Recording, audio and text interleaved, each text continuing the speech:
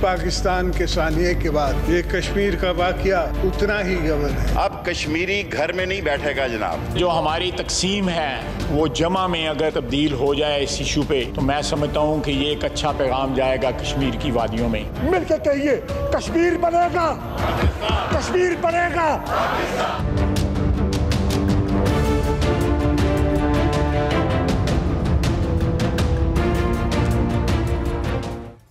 Welcome to news line. मैं doctor Maria Zulfiqar Khan. Views, मुश्तरका पार्लिमानी इजलास में मकबूजा कश्मीर के महकूम अवाम और उनके साथ होने वाली जो ज़्यादतियाँ हैं उन पर आज हमदर्दी का इजहार भी किया गया। हुकूमत ऑपोजिशन एक दूसरे से साथ ही साथ स्कोर भी सेटल करते नजर आए। ऐसे वक्त में जब कश्मीर की सूरत हाल गंभीर है, क्या कश्मीर पर बुलाए जाने वाले इजलास में ज़ाती इख्तलाफात की बिना पर पॉलिसी मैटर्स को तानों और मसालेदार बयानात की नज़र जो है वो करना चाहिए था? क्या ये कश्मीरी अवाम, मजलूम कश्मीरी अवाम के जज्बात की तौहीन करने के मुतरादिफ नहीं है? सियासी बयानात जितने मर्जी धुएंधार हों, उनसे कश्मीर पर ढाए गए भारतीय जुल्म में कमी नहीं आने वाली और ना ही ज़मीनी हक़ाइक़ में तब्दीली आएगी। तहम मुश्तरका पार्लिमानी इजलास के इख्तिताम पर मुत्तफ़िका करारदाद की मंजूरी हुई है, जिसमें भारतीय इक़दाम की मज़म्मत की गई है। दूसरी जानिब कौमी सलामती का जो इजलास हुआ, कौमी सलामती काउंसिल के इजलास के बाद फैसले जो सामने आए हैं, उनकी रोशनी में ये कहा गया है कि भारत से तिजारत मुअत्तल करने की बात की गई है, सफारती ताल्लुकात महदूद करने की बात की गई है, भारत के साथ मुआहदों का असर नौ जायज़ा लिया जाएगा और सिक्योरिटी काउंसिल समेत तमाम आलमी फोरम्स पर मसले को उजागर करने के लिए कोशिशें करने का ऐलान भी किया गया है। वज़ीर ख़ारजा ने भी अपने पॉलिसी बयान में पार्लियामेंट में यही 5 निकात पेश किए हैं और फॉरेन मिनिस्टर की पॉलिसी बयान के बाद फॉरेन ऑफिस की तरफ से बाज़ाब्ता तौर पर भारतीय हाई कमीशन अजीब असारिया को पाकिस्तान छोड़ने का हुक्म दे दिया गया है और भारत से पाकिस्तान ने अपने हाई कमिश्नर को वापस बुलाने का फैसला भी किया है। अब याद रहे कि भारत के साथ ताल्लुकात ख़त्म करने का मुतालबा आज हुकूमती और अपोजिशन अरकान की तरफ से दोनों साइडों से आयल की जो है वो आया है। अब ऐसी सूरत हाल में जब एक तरफ वज़ीर आज़म आलमी लीडरों से रब्ता कर रहे हैं, कश्मीर के हालात पर अपना नुक्ता नज़र दे रहे हैं और दूसरी जानिब भारत LOC पर टेंशन को बढ़ा रहा है, पार्लियामेंट में आज वफाकी वज़ीर रेलवे ने सूरत हाल की संगीनी की तरफ इशारा किया। उन्होंने क्या कहा, ज़रा वो भी सुनते हैं। मोदी ने एक ऐसा फैसला किया है जो कश्मीरियों के लिए एक नया शोला ज्वाला बनेगा। अब कश्मीरी घर में नहीं बैठेगा जनाब। मैं आज पेशन गोई करना चाहता हूं। मैं 3 से 6 महीने पाकिस्तान की सरहदों पर मोदी की सियासी वो हिंदू दत्त का जो उसका प्रोग्राम है उसमें जंग होते देख रहा हूं। करीब जो हालात बदलने जा रहे हैं, पाकिस्तान आर्मी चीफ चीन जाएंगे क्योंकि चीन का भी बराह रास्त लद्दाख से तल्लक है और आज पाकिस्तान अपनी मंजिल के, आज मौलाना आजाद की थ्योरी खत्म हो गई, हेरे सिंह खत्म हो गया, शिमला मायदा खत्म हो गया, कंट्रोल लाइन खत्म हो गई। आज जिद्दोजहद आज़ादी का एक नया नक्शा जन्म पाया है। अब जब सफारती ताल्लुकात को कम किया जा रहा है तो इसके क्या असरात मरतब होंगे? कश्मीर के मजबूर महकूम अवाम जो हैं, जो बासी हैं, कश्मीर के बासी, उनके लिए इसका क्या जो है वो रद्द अमल आएगा? इस पर बात करेंगे। जो पाकिस्तान ने स्ट्रॉन्ग पोजीशन ली है, इस पर बात करेंगे। हमारे साथ बैरमन तंगी साहब, पाकिस्तान पीपल्स पार्टी से आपका ताल्लुक है, मौजूद हैं। अताउल्लाह तारिक साहब, पाकिस्तान मुस्लिम लीग नवाज़ से आपका ताल्लुक है और फ़ोन लाइन्स पर हमें ज्वाइन कर रहे हैं अली नवाज़ अवान साहब। तो अली भाई, ऑपोजिशन से शुरू कर लेती हूँ ताकि फिर आप साथ ही जो है वो जवाब दे सकें। तंगी साहब, आज जो जॉइंट सेशन हुआ, आखिर 2 दिन से हम देख रहे हैं कि क्या हो रहा है। हुकूमत भी कोई कमी नहीं रख रही है, आप लोग भी जो है वो स्कोर अपना सेटल कर रहे हैं, लेकिन उसके बाद चले जैसे तैसे एक मुत्तफ़िका करारदाद जो है वो आ गई। क्या आप सेटिस्फाइड हैं जो सारे जिस तरह चीज़ें चल रही हैं, या आप समझते हैं वो क्या है, बहुत देर कर दी मेहरबान आते आते, क्या है, कुछ इसी तरह है ना वो? बिस्मिल्लाहिर्रहमानिर्रहीम। शुक्रिया डॉक्टर साहबा। देखिए, जो 2 दिन से जॉइंट सेशन चल रहा था, बिलावल भुट्टो जरदारी साहब की रिक्वेस्ट पर हुकूमत ने जॉइंट सेशन बुलाया और जॉइंट सेशन में शुरू जो कुछ हुआ, मैं बहुत अफसोस के साथ कि जिस आर्टिकल के ज़रिए इलीगल आपकी मकबूजा कश्मीर को डिस्प्यूटेड एरिया ख़त्म करने की नाकाम कोशिश की, तो उस रिजोल्यूशन में वो था नहीं। और जब अपोजिशन ने डिमांड करके प्रोटेस्ट करके तो 4 मरतबा उस रिजोल्यूशन को हुकूमत ने चेंज किया। और फिर 4 घंटे हमने पीएम के इंतजार करके जब वो आया तो पीएम साहब ने फिर एक स्पीच की, और उस स्पीच में आइडियोलॉजी को तो डिस्कस किया बेशक, लेकिन उस इंडिया के उस इकदाम की जिस इकदाम के जरिए उसने डिस्प्यूटेड एरिया को अपना एक पार्ट बना दिया, उस पर बात ही नहीं की। लेकिन आपने देखा डॉक्टर साहबा माजरत के साथ ड्यू अपॉलॉजी कि फिर एक दफा फिर हुकूमती हलकों से वहां के हमने तो प्रोडक्शन ऑर्डर पर 4 घंटे लेट किया। बाई प्रोडक्शन ऑर्डर इमरान देते थे, प्रोडक्शन ऑर्डर तो स्पीकर देते, और स्पीकर तो ऑलरेडी बैठा था, लेकिन उसने ना अपनी कोताही को, और आपस में वो कहते थे कि हमने अपनी बेइज्जती की, लेकिन दुनिया को ये बताने की नाकाम कोशिश की कि ये प्रोडक्शन ऑर्डर पे हमने ना। आज मैं एक बात बता रहा हूं कि फेक आर्टिफिशियल तरीके से हम कहते हैं, इमरान कहते हैं कि भाई अपोजिशन मेरे साथ खड़ी है। भाई अपोजिशन ने तो इकोनॉमी में भी आपको कहा था कि हम आपके साथ हैं। अपोजिशन ने तो 1 साल से मुसलसल कह रहे हर नेशनल इश्यूज पे कि हम आपके साथ हैं, लेकिन आज एक दफा फिर हम कह रहे कि आप डेलीगेशन भिजवा दें, आप स्कॉलर्स को, इंटेलेक्चुअल को, अपोजिशन लीडर्स को, और इन कैमरा सेशन बुला दें। इस पे आगे बात करते हैं। लेकिन एक मिनट मुझे दे दें। लेकिन डॉक्टर साहब दिल से क्या इसने अपोजिशन लीडर के साथ हाथ मिलाया? दिल से आज जब रिजोल्यूशन पेश हो रहा था तो पीएम साहब की ये जिम्मेदारी नहीं बनती थी कि वो यहां बैठ के एक मैसेज दे देते और फिर ऐसा स्पीच कर लेते? कल तो शिकवा जवाबी शिकवा था।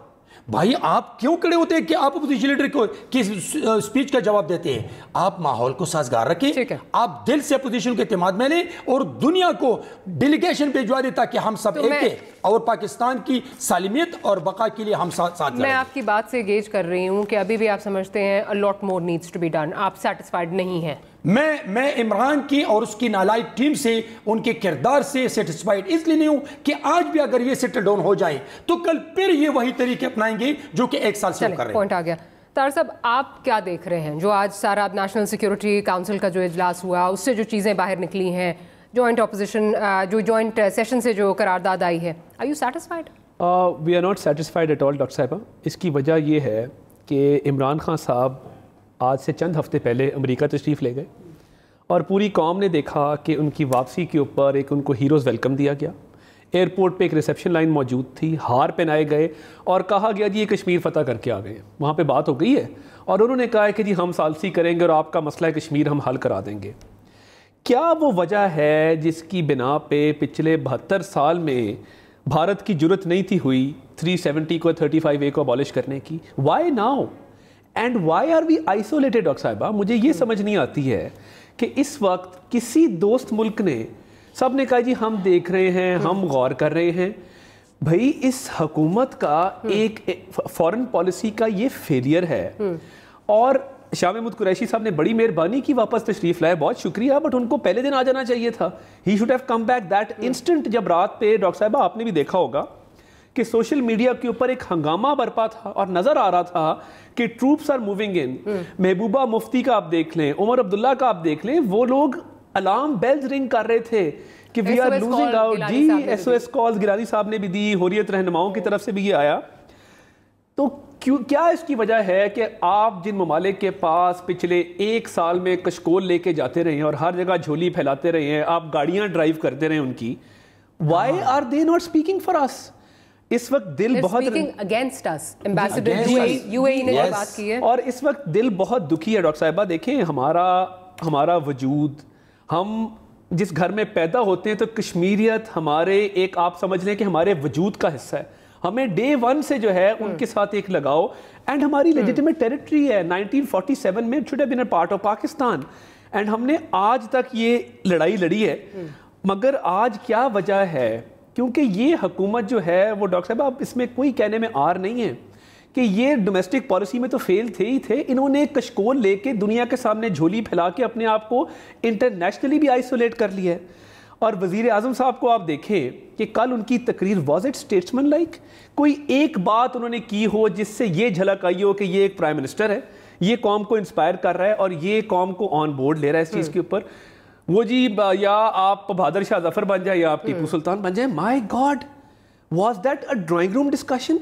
आप क्या लोगों को मैसेज दे रहे हैं और आपने आगे क्या लाहे अमल दिया है कि हमने आगे इस मसले को किस तरह आगे लेके चलना है। आज बड़ा अच्छा हुआ जॉइंट सिटिंग ऑफ पार्लियामेंट में, मैं भी 2 दिन से इसको वॉच कर रहा था, यहीं पे मौजूद था, कोऑर्डिनेशन हमारी चल रही थी।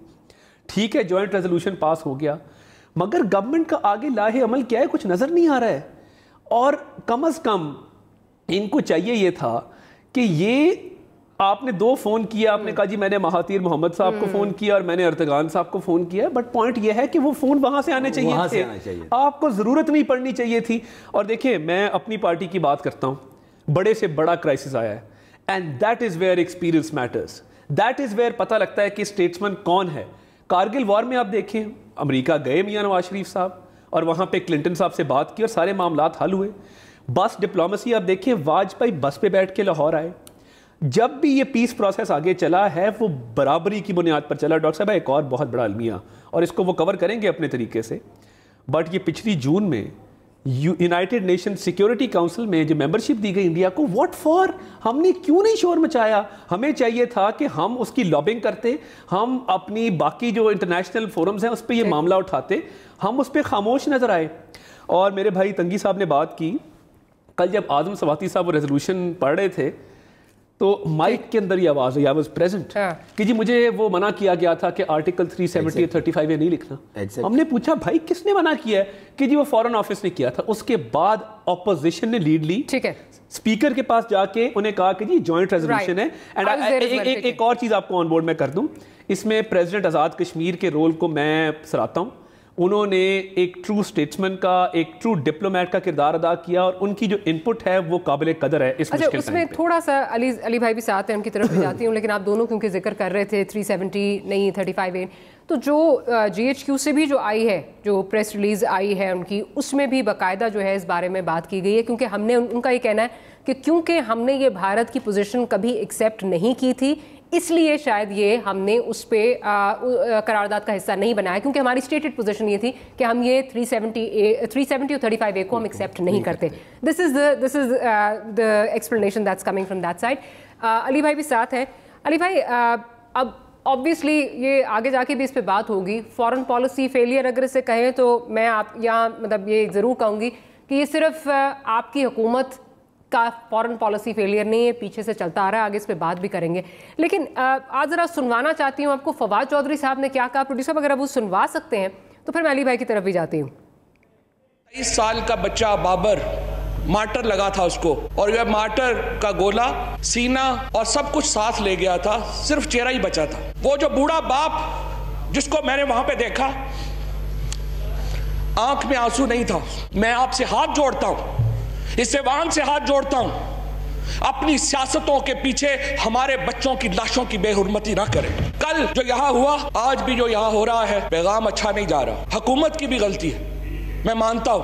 मैं वज़ीर ख़ारजा साहब को ये रिक्वेस्ट करना चाहता हूं, जब हिंदुस्तान हमसे बात नहीं करना चाहता तो मुझे बताइए उनके सफीर साहब यहाँ क्या कर रहे हैं? बिल्कुल सही। हमें अपने सफारती ताल्लुकात मुनक़ता करने चाहिए हिंदुस्तान से। अच्छा, फीलिंग ये आती है अली भाई, जैसे अभी भी आप अपोजिशन में जो हैं वो बैठे हुए हैं, ये करना चाहिए, ये होना चाहिए, माजूद के साथ ये सारी वो चीज़ें हैं जो कल प्राइम मिनिस्टर को बताना चाहिए था, ये हो गया है, ऑलमोस्ट इस बात को 48 घंटे हो गए, हम ये चीज़ें करने जा रहे हैं, क्या कहेंगे इस पे? अच्छा, थैंक यू। मुझे नहीं पता कि आपके साथ कौन कौन है, बट मैं मेहरमन तंगी साहब हैं और साथ अताउल्लाह तारर साहब हैं। जी, अताउल्लाह तारर साहब, तंगी साहब, मैं उम्मीद करूंगा ये मेरी बात में बोलेंगे नहीं, क्योंकि मैं फोन लाइन पे हूँ। तो मैं शुरू करता हूँ कि आपने जो बात फवाद की बात सुनाने से पहले जो बात की थी वो 35A और 370 है। 35A और 370 देखिए जो बात हुई और आजम सवाती साहब खड़े हुए, उन्होंने रेजोल्यूशन पेश की। मैं ये कह सकता हूँ शायद रेजोल्यूशन में कोई बहुत ज्यादा बेहतरी आ जा सकती थी, पर जो अपोजिशन खड़ी हुई और उससे डिमांड की कि 35A होना चाहिए और 370, अब हमारी अगर आप कॉन्स्टिट्यूशन देखें इंडिया का, वो 35A और 370 उसके कॉन्स्टिट्यूशन का हिस्सा है। हम उनके कॉन्स्टिट्यूशन को क्यों नहीं मानते?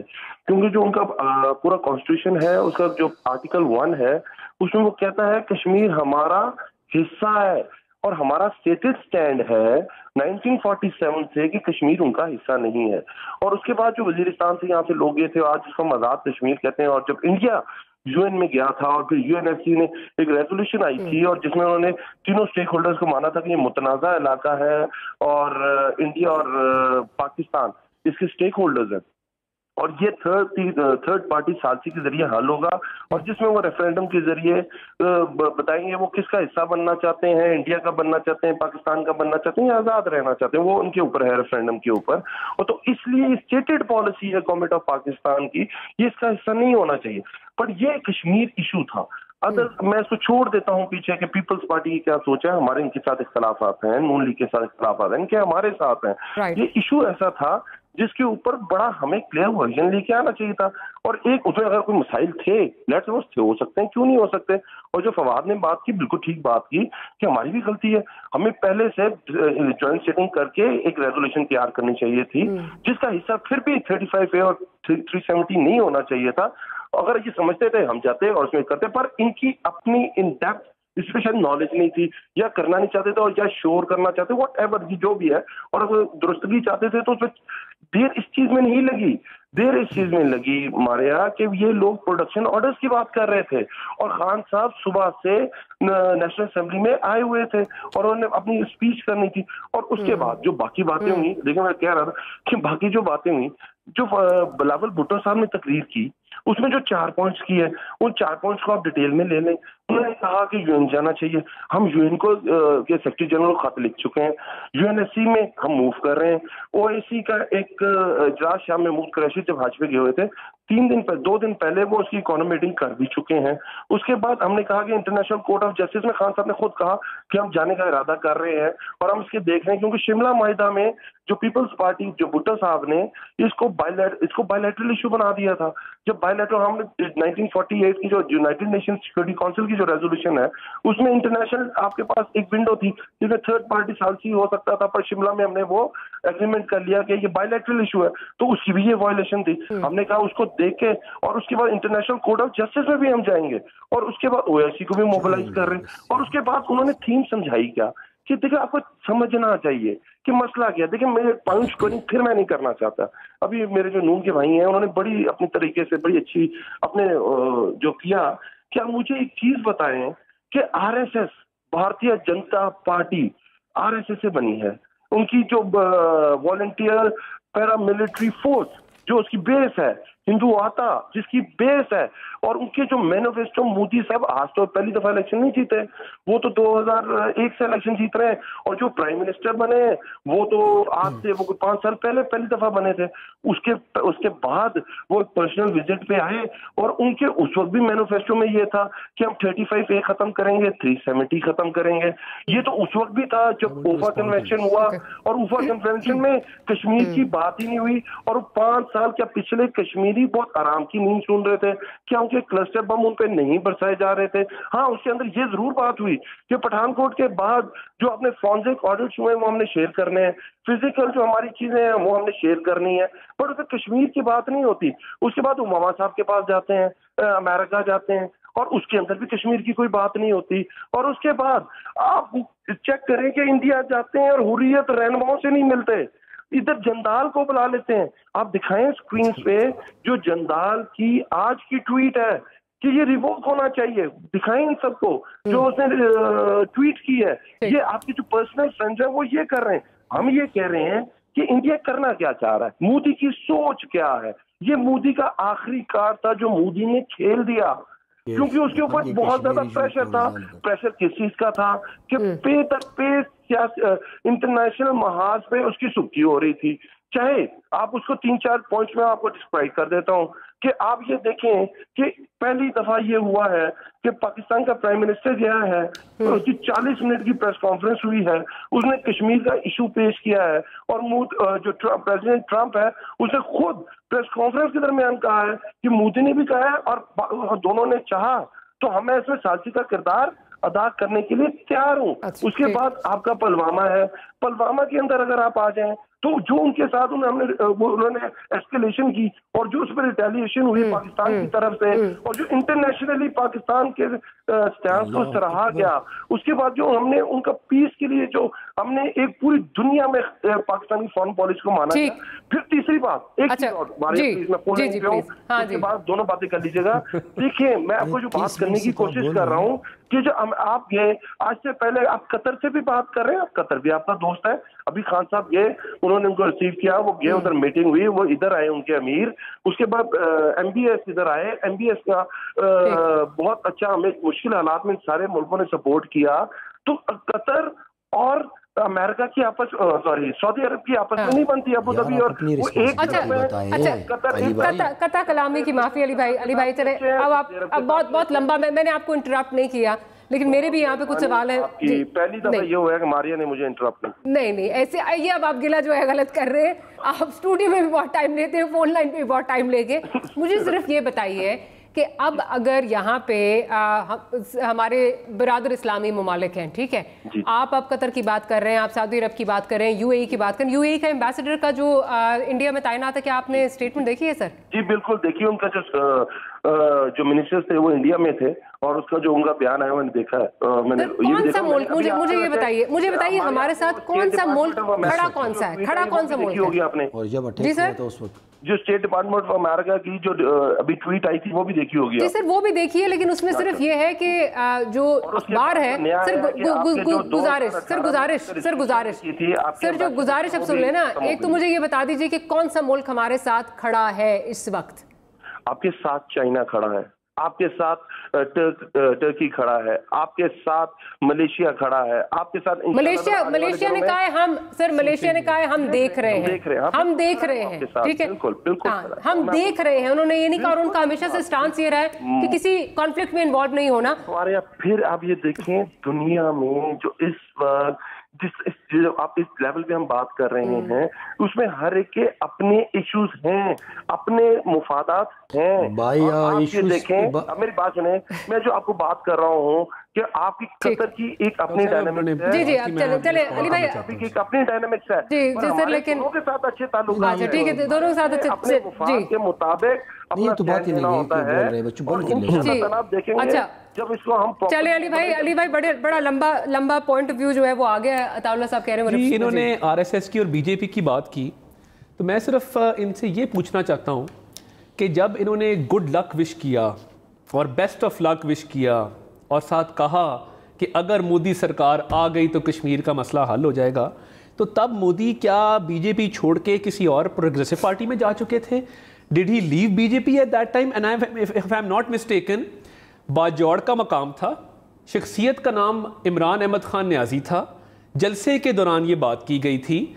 तो आप एक तरफ जानते हुए कि वो extreme right wing Hindu party का सदर है, गुजरात का कसाई है, उसने गुजरात में मैसेकर किया है, उसकी पॉलिसी का आपको पता है, आप नेक तमन्नाओं का इजहार भी करते हैं, आप कहते हैं कि ये आ गया तो मसला कश्मीर हल भी होगा, और उसके बाद आप कहते हैं जी हमने मुबारक का फ़ोन किया था, हमारा तो फ़ोन ही नहीं उठा रहा, हमारा फ़ोन नहीं सुनता है। तो यानी ये देखें ना, कॉलो फेल का तजाद जो है उसकी भी कोई लिमिट होती है। और 2016 की स्टेटमेंट भी इमरान खान साहब की मैं आपको याद करा दूं, हर बात पे बात करके मुकरना जो है ना जी, वो बहुत हो गया इस मुल्क के अंदर। It's time we take responsibility. इनको खुदारा हाथ जोड़ते हैं, कंटेनर से नीचे आ जाए। आपको गवर्नमेंट मिल गई, यकीन कर लें, आईना देखें, चुटकी काटें अपने आप को, देख लें अपने आप को, हुकूमत मिल गई है भाई, हुकूमत आपकी है, आप इस वक्त सिटिंग गवर्नमेंट हैं। आप 2016 में आपका बयान है कि कश्मीर को 3 हिस्सों में तकसीम कर दिया जाए, कश्मीर का मसला हल हो जाएगा। ऑन रिकॉर्ड स्टेटमेंट है, मैं अपने पास से नहीं बना रहा, आप रिकॉर्ड चेक कर लीजिए। दूसरा, वजीर आजम नवाज शरीफ साहब ने UN की जनरल असेंबली से खिताब करते हुए बुरहान वानी शहीद को खिराज तहसीन पेश किया, वीडियो ऑन रिकॉर्ड है, यूट्यूब का लिंक शो के बाद आपको मैं सेंड कर देता हूँ। और कश्मीर कॉज पिछले 1 साल से बैक बर्नर पे किसने डाला? क्यों PTV पे बात करने की इजाज़त नहीं दी गई कश्मीर कॉज के ऊपर? कश्मीर कॉज को किसने डेड किया? हुर्रियत रहनुमाओं को किसने मिलने से जो है वो उनको डिस्करेज किया? इन बातों के सवाल, इन सवालों के जवाब बड़े चुपते हुए हैं। कता कलामी की माफी तार साहब, लेकिन ये भी रिकॉर्ड का हिस्सा है कि जब बुरहान वानी की शहादत होती है तो आपकी पार्टी कितने दिन रिस्पॉन्ड नहीं करती। कश्मीर में वो कैंपेन कर रहे थे, कितने दिन उन्होंने रिस्पॉन्ड नहीं किया। जब बुरहान वानी की शहादत होती है तो उस वक्त गुजारिश, उफ़ा अगर आप जाते हैं, उफ़ा में जाके आप कश्मीर का नाम नहीं लेते, आप कहते हैं ऑल आउटस्टैंडिंग इश्यूज़। उसके बाद आप वॉइस रिकॉर्डिंग्स का कह के आ जाते हैं कि हम आपके साथ शेयर करेंगे, जो आप लॉयर हैं मुझसे बेहतर जानते हैं, बेसिक ह्यूमन राइट्स के प्रिंसिपल्स के अगेंस्ट है। सर ये भी रिकॉर्ड का हिस्सा है। देखिए, जो अप्रोप्रिएट फोरम से यूएन जनरल असेंबली से बड़ा फोरम डॉक्टर साहब कौन सा है? यानी बुरहान वानी को खिराज तहसीन पेश करना in the UN general assembly, acknowledge करना उसके मार्टरडम को, और दूसरा आप जो कॉन्फिडेंस बिल्डिंग मेजर के तौर पे हाफिज़ सईद साहब को यहाँ पकड़ के अमेरिका गए थे, उसका सिला मिल गया आपको? सो ये बड़े चुपते हुए सवालात हैं। तो ये सब ने अपने अपने टाइम पे जो है नजरबंद किया है ना, ठीक है, बट ये इसका कोइंसाइड किया ना अमेरिकी दौरे के साथ। सो वो एक सवाल है मेरे ज़हन में जो मैं पूछना चाहता हूँ। तो ये कॉल ऑफ फेल का तजाद जो है ना जी, वो फॉरेन पॉलिसी में नहीं चलता। वो आप कंटेनर पे चढ़ के धरनों में कर सकते हैं, प्रोटेस्ट के दौरान कर सकते हैं। FATF भी आने वाला था, अगर आपको याद हो, तब भी तो मुझे if my memory serves me right तब भी हमने किया था। देखिए, FATF का रिव्यू आया था, आपकी हुकूमत FATF का रिव्यू आया था तो मंदूबीन को भेजा गया था, बाकायदा मिनिस्टर्स गए थे, खुर्रम दस्तगीर साहब, एहसन इकबाल साहब, you name it, they were sent to different capitals of the world. अब भी गवर्नमेंट कहाँ है? मेरा सवाल ये है कि why are they sleeping over it? But can I ask you something, you know, मंदूबीन बिल्कुल गए, और उसमें से कई ऐसे हैं जो मुझे याद है हमारे साथ बैठ के कहते थे हमें तो पता ही नहीं है कि क्या हो रहा है। देखिए, उसके ऊपर जब लोगों को भेजा गया, तारिक फातमी साहब हमारे बड़े एक्सपीरियंस डिप्लोमेट हैं, बाकायदा ब्रीफिंग रखी गई, बट ऑब्वियसली हो सकता है आप कह रही हो दुरुस्त हो। मुझे एक छोटी सी ब्रेक लेनी है। हमेशा तंगी साहब की बारी पे ब्रेक आ जाती है, लेकिन एक ब्रेक लेनी है। तंगी साहब, प्रॉमिस आपसे ही शुरू करूंगी। Will be right back. शुरू ना करें।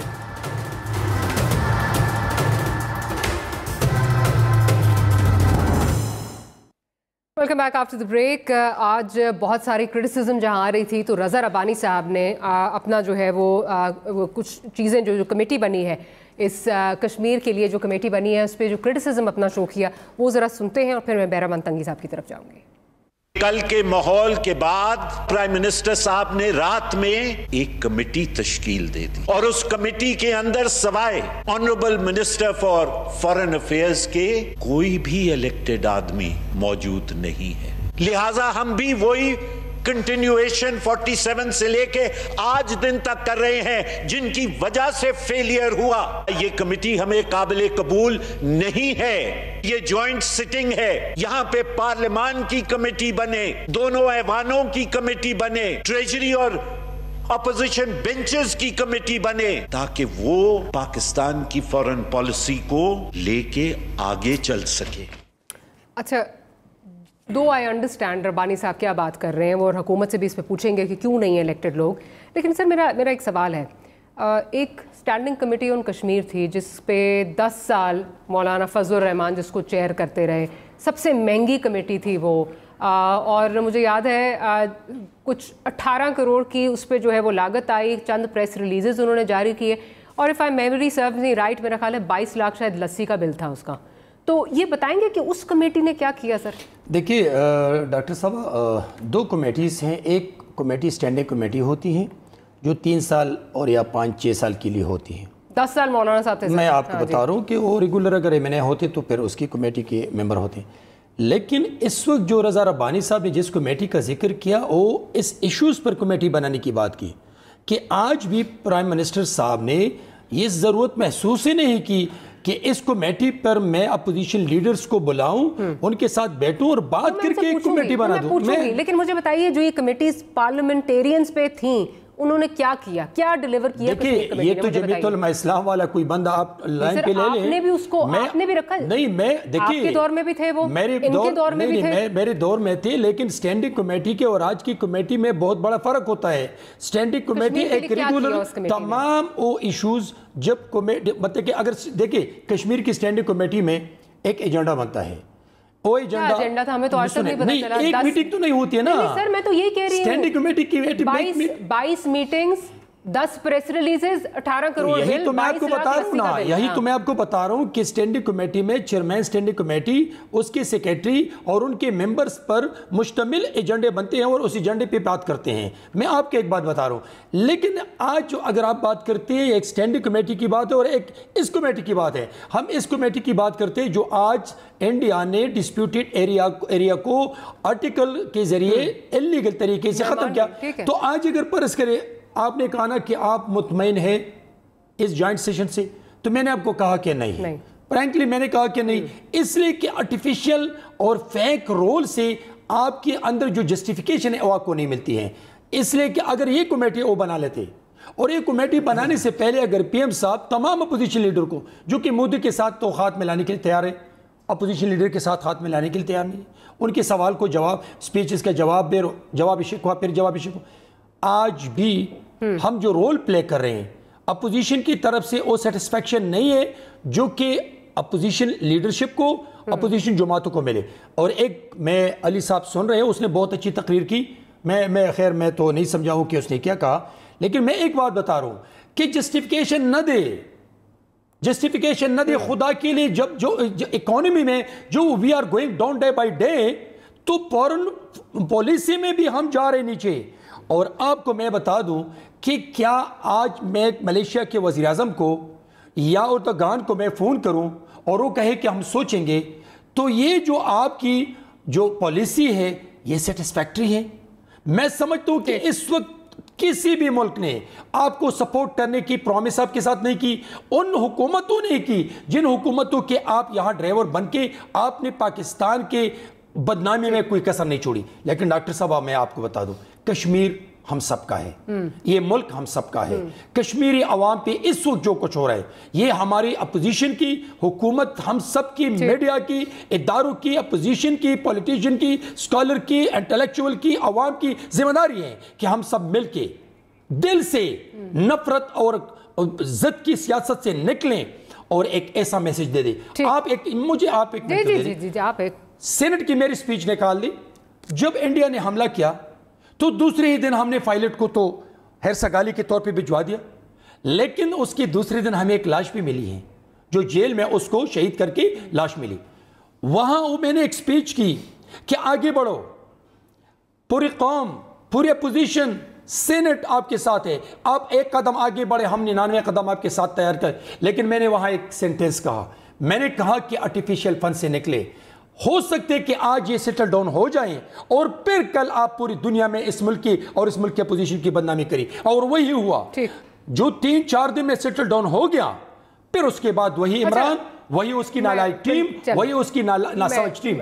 मैं ये समझता हूं कि इस वक्त जरूरत इस बात की है कि कश्मीर के अवाम के जुल्म पर जिद, कंटेनर और नफरत की सियासत को छोड़ करके हम साथ थे और कश्मीरियों के बारे में हम पूरी दुनिया को मैसेज दे रहे हैं। मसला ये टेलीविजन टॉक शोज में ये बातें आप लोग करते हैं, बहुत अच्छी चीज प्रैक्टिकल नहीं, लेकिन प्रैक्टिकल मुझे पार्लियामेंट में नहीं नजर आता ना, मुझे बड़ी शर्मिंदगी होती है। तो यही तो है ना, ये इमेज जो है जा रहा है, आप भी कोई कसर नहीं छोड़ते, वो भी रिजोल्यूशन पेश करने के वक्त से लेके आखिर तक। अभी भी मेरे भाई ने प्रोडक्शन ऑर्डर की बात की। मुझे जरा अली साहब की तरफ जाने दीजिए। मसला ये है कि कश्मीर की कॉज की जब हम बात करते हैं तो अगर अमलन हम देखें हमने क्या किया है, अभी मैंने आपसे इसीलिए स्टैंडिंग कमेटी का पूछा, उसका किसी के पास जवाब नहीं, ना आप दे सकेंगे ना ये दे सकेंगे। अली साहब की तरफ चलती हूँ। अली साहब, ठीक है, वो चीज़ें अपनी जगह मैंने इनसे पूछ लिया है, लेकिन ये बात नहीं समझ आती कि अगर एक कमेटी बन रही है तो उसमें एक सिर्फ इलेक्टेड नुमाइंदा है, बाकी कोई इलेक्टेड नहीं है, आप ऑपोजिशन को भी उसमें शामिल कर लेते तो मेरा ख्याल है इस हाउस का वकार जो है वो बढ़ जाता। नहीं, मेरी बात ये स्पेशल कमेटी बनी है, this is not a standing committee. जो I didn't say it's a standing committee, I was asking about the standing committee on Kashmir. हां यस, मैं यही बात करने क्लैरिफिकेशन दे रहा था। ये एक स्पेशल कमेटी बनी है, स्पेशल सर्कमस्टांसेस में बनी है, और इसमें देखें फौज किसकी है, पाकिस्तान की है। और अगर पाकिस्तान की फौज है और मैक्सिमम में अगर उनमें कोई आप समझते हैं कि वो क्वालिटीज हैं और वो जो परफॉर्म कर सकते हैं, जिसमें हमारे वजीर खारजा साहब उसका हिस्सा है, सेक्रेटरी फॉरेन ऑफिस उसका हिस्सा है। जब आप मुसीबत में आते हैं तो आप जॉइंट सेशन बुलाते हैं, ऑपोजिशन की आपको सपोर्ट चाहिए, special circumstances demand special measures, तो ऑपोजिशन को रखें उस कमेटी में। आप मेरी बात करें, जो अपोजिशन ने बात की और जो रेजोल्यूशन आया, बिलावल भुट्टो जरदारी साहब ने 4 पॉइंट्स उठाए। उन्होंने पॉइंट्स उठाए कि यूनाइटेड नेशंस में जाना चाहिए, यूएनएससी में जाना चाहिए, ओआईसी में जाना चाहिए, इंटरनेशनल कोर्ट ऑफ जस्टिस में जाना चाहिए। ये आपकी जो रेजोल्यूशन आई है और उसके बाद जो सलामती काउंसिल का जो इजलास हुआ है और उसके बाद जो उसकी रिकमेंडेशंस आई हैं, उसकी बेस में चारों के चारों पॉइंट उसके अंदर मौजूद हैं कि नहीं है, और जिसका जिक्र खान साहब अपनी तकरीर में भी कर चुके थे। अगर हम ये समझ लें कि ये पाकिस्तान की फौज नहीं है, इंडिया की फौज है, तो मैं आपका ये जो पॉइंट है मैं समझने के लिए तैयार हूँ।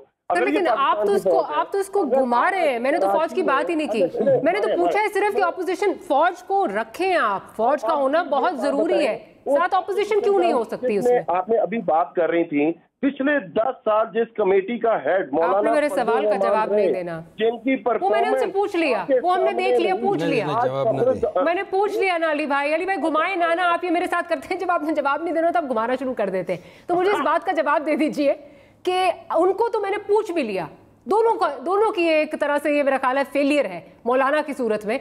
आप मुझे बता दें फौज का होना बहुत जरूरी है, ऑपोजिशन क्यों नहीं हो सकती?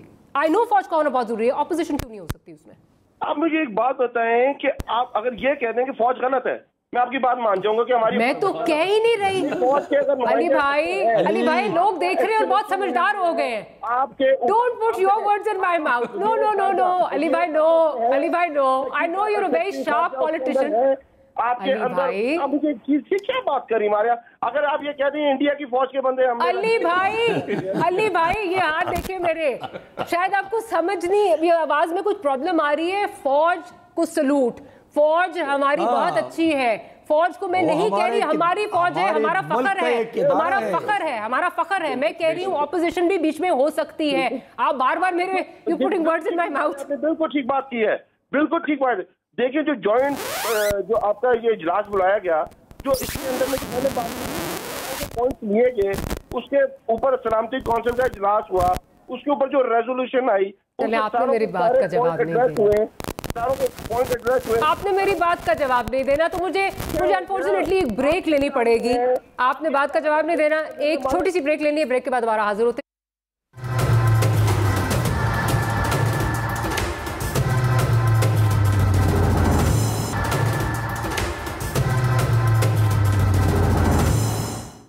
Welcome back after the break. और ब्रेक से पहले अली भाई से हम सवाल पूछ रहे थे, उन्होंने जवाब नहीं दिया, तो चले हम उस पर आगे चलते हैं।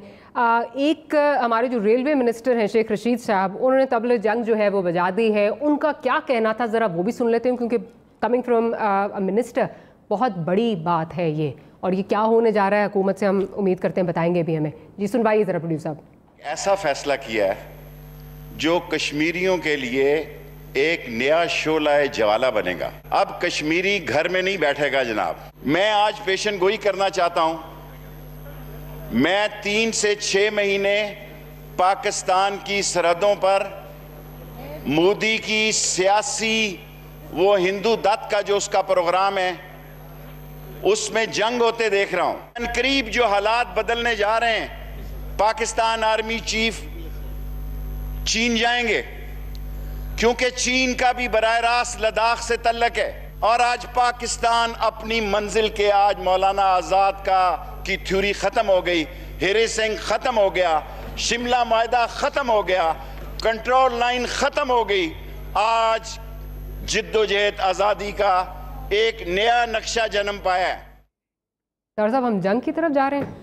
देखिए जी, ये आई थिंक थोड़ा सा ज़रा उन्होंने he is jumping the gun here. इनको चाहिए था कि ये पहले फॉरेन ऑफिस से ब्रीफिंग लेते, नेशनल सिक्योरिटी काउंसिल की हमारी जो आज मीटिंग थी उसका वेट करते, फ्लोर ऑफ द हाउस एक मिनिस्टर की तरफ से ये कह देना कि जी हम जंग की तरफ जा रहे हैं, तशवीश तो की बात है। एक तो बायसे तशवीश भी है डॉक्टर साहिबा। दूसरी बात ये है कि आप इतना बड़ा ऐलान करने जा रहे हैं, आपकी परफॉर्मेंस क्या है? आपने इस इशू के ऊपर मैंने इतनी शॉर्टकमिंग्स गिनाई, आपकी तैयारी क्या है? इंटरनेशनली आप आइसोलेट हुए हैं, तो मतलब आप इतनी बड़ी बात सिर्फ सनसनी फैलाने के लिए और सिर्फ एक पॉपुलिस्ट स्टांस लेने के लिए कि जी मैं अवामी बात करता हूँ, मैं थड़े वाली बात करता हूँ, ये शेख रशीद साहब वाली सियासत ना ये पुरानी हो गई। ये लोग बहुत समझदार हैं, लोगों को अब समझ आती है कौन क्या बात कर रहा है और किस पैराए में कर रहा है। तो आई थिंक ये शेख रशीद साहब की पुरानी आदत है कि वो एक ऐसा शोशा छोड़ते हैं जिससे उनका ख्याल है कि उनकी पॉपुलैरिटी में इजाफा होगा। तो ये ऐसी बात नहीं है। और आई थिंक हमारी ग्राउंड रियलिटीज़ बिल्कुल डिफरेंट हैं। और दूसरा, अफवाज Pakistan I think they are well prepared and हर मौके के ऊपर आपने देखा, इवन LOC वाले मामले के ऊपर ये पीछे जो एयरफोर्स ने इन्फिल्ट्रेशन करने की कोशिश की, जहाज गिराया गया, तो इट्स कमेंडेबल। तो इस तरह की बात फ्लोर ऑफ द हाउस करना, I think it's very irresponsible और ये काबिल मजम्मत है शेख रशीद साहब का रवैया जी। परमान तंगी साहब, आपको लग रहा है कि जंग हो सकती है? मतलब जिस तरह जो ये बात कर रहे हैं, कश्मीर का मसला 3-4-6 महीने में सॉल्व होने वाला है, जंग देख रहे हैं, वो आपको नजर आ रही है? फिर मैं अली साहब से भी पॉइंट ऑफ व्यू लेती हूँ किसका। देखिए डॉक्टर साहब, मोदी ने जब इलेक्शन पे चले गए तो उसने इंडियन अवाम को और बीजेपी के वर्करों को एक मैसेज दिया और उस मैसेज पर उसने इलेक्शन लड़के आज वो मैनिफेस्टो और उस मंशूर पे तो अमल वो करेगा। लेकिन मैं आपको एक बात बता रहा हूँ कि कौन से मुल्क से आप जंग लड़ेंगे जब आपको पता हो कि वो उसकी यूनिटी नहीं है, वो इकॉनमी वो going down day by day, उसकी फॉरेन पॉलिसी का ये हशर है कि आज जो कुछ हो रहा है हमने हमारे साथ किसी मुल्क ने सपोर्ट करने की कोशिश नहीं की। जैसे अभी शेख रशीद साहब ने कहा कि चाइना का भी एंड है लद्दाख में, तो अगर चाइना ने वो सपोर्ट किया है तो वो लद्दाख की वजह से। मैं समझता हूँ कि वो फोकस नहीं है। एक साल सिर्फ इसने फोकस किया कि मैं पर्सनल पॉपुलरिटी के लिए तमाम अपोजिशन लीडरशिप को, सियासतदानों को बदनाम कर लूं और अपने आप को ट्रांसपेरेंट पेश करूं। यही वो फोकस है कि अगर ये पहले दिन से, जिस दिन आसिफ अली जरदारी साहब ने, जिस दिन बिलावल भुट्टो जरदारी साहब ने, तमाम अपोजिशन लीडरशिप ने कहा कि आगे बढ़ो, आप अपनी मुद्दत पूरी करें, आप अपनी हुकूमत पूरी करें, हम आपके साथ हैं, उससे इसने ये रियलाइज़ किया कि ये एनआरओ मांग रहे, ये भागना चाहते हैं, ये पकड़ने से भागना चाहते हैं, हम आपको पकड़ें। आज वही चीज़ आ गई। और आज जो मोदी जिस एग्रेसिव मोड में वो गेम खेल रहे हैं, वो क्यों खेल रहे हैं? इसलिए कि एक साल में उसने तो हर चीज़ को ऑब्जर्व किया पाकिस्तान में, पाकिस्तान की सियासत में, इमरान की सियासत को, उसकी टीम की सियासत को। मैं समझता हूँ कि देखिए अभी भी वक्त गुजरा नहीं है, अभी भी टाइम है। लेकिन मैं एक दफा फिर आपको कह रहा हूं कि इमरान जितने भी जॉइंट सेशन कॉल करे, जितने जॉइंट सेशन करे, उनकी प्रोफेशनल एटीट्यूड, उनकी मॉरल एटीट्यूड, उनकी फिजिकल एटीट्यूड, उनकी पॉलिटिकल एटीट्यूड से आप रियलाइज नहीं कर सकते कि ये दिल से चाह रहे, दिल से वो नहीं चाह रहे। दिल से अगर वो चाहते तो जब इंडिया ने पाकिस्तान पे हमला किया उसी वक्त से शुरू करके आज एक बेहतरीन अपोजिशन और डेमोक्रेटिक प्रोसेस में आगे बढ़ने वाली बात बन जाती। और इदारे, देखिए इदारे अपना काम करें, पकड़े, करप्ट को पकड़े, सजा दे दे, जेल में डाले। अभी तो सब जेलों में है ना, सही। आप तो अभी गवर्नेंस पे तवज्जो तो दे दें। चलो मैं जरा पूछ लेती हूँ कि बहुत बड़ी बात है अली भाई, मैं उम्मीद करूंगी कि आप ये नहीं कहेंगे कि शेख रशीद साहब हमारी पार्टी से नहीं है, उन्होंने अपना जो है वो बयान दिया, because floor of the house पे वो एक ऑनरेबल मिनिस्टर हैं और मिनिस्टर के तौर पे वो बयान दे रहे हैं और बड़ा तशवीशनाक बयान है।